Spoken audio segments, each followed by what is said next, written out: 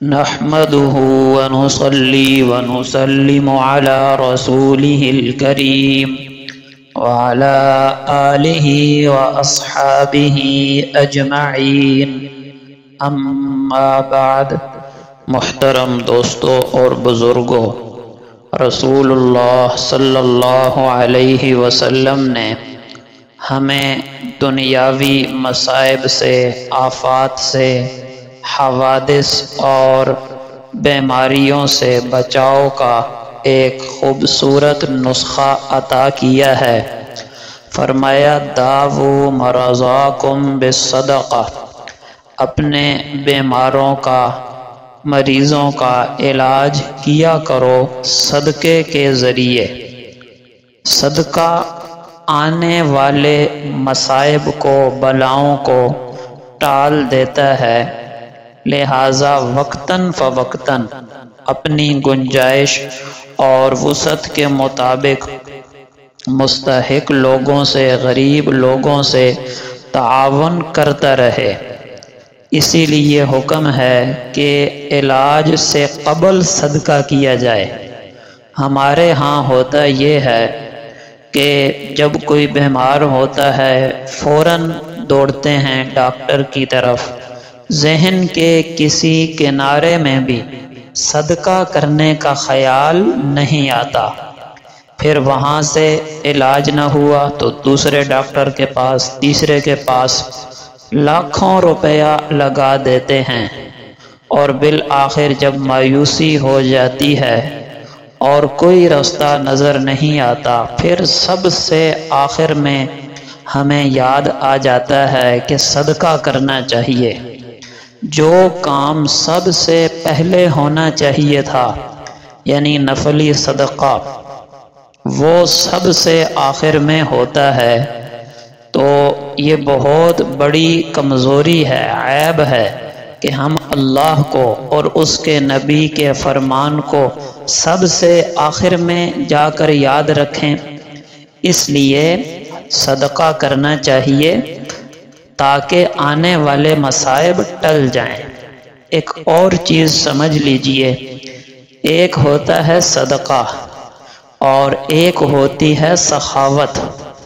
ان دونوں میں علماء نے ایک باریک فرق لکھا ہے، وہ یہ کہ صدقے میں اپنا فائدہ مطلوب ہوتا ہے، جبکہ سخاوت اس سے بھی اگلا درجہ ہے۔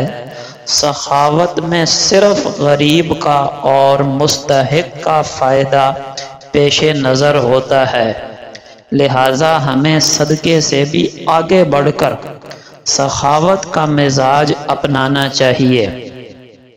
ان دونوں کے برعکس، یعنی صدقہ اور سخاوت کے برعکس جو بری صفت ہے وہ ہے بخل، وہ ہے کنجوسی۔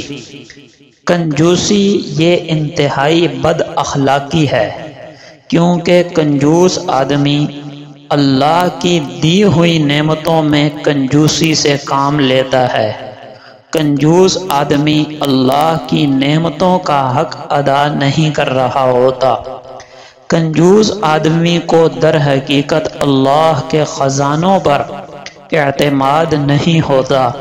وہ یہی سوچتا رہتا ہے کہ صدقہ کر دوں گا، خرچ کر دوں گا تو میں خود کہیں غریب نہ ہو جاؤں، فقیر نہ ہو جاؤں۔ تو گویا وہ یہ کہنا چاہتا ہے کہ جو اللہ مجھے پہلی دفعہ مال دے سکتا ہے، نعوذ باللہ دوسری دفعہ نہیں دے سکتا۔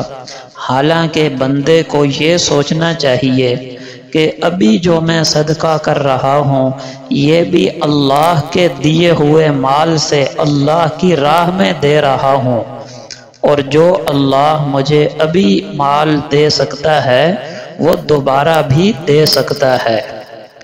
ترمذی شریف کی روایت سنیے، امام الانبیاء صلی اللہ علیہ وسلم نے ارشاد فرمایا، ان الصدقۃ لتطفئ غضب الرب، کہ صدقہ اللہ جل شانہ کے غصے کو ٹھنڈا کرتا ہے۔ اس حدیث میں دو فائدے بتائے، دونوں سنیے۔ پہلا، صدقہ اللہ کے غصے کو بجھاتا ہے۔ اور دوسرا فائدہ بتایا، صدقہ بری موت کو دفع کرتا ہے۔ یہ روایت ترمذی میں موجود ہے۔ یعنی دنیا کی مصیبتوں سے بچنے کے لیے بھی صدقہ کرنا بڑا نسخہ اکسیر ہے۔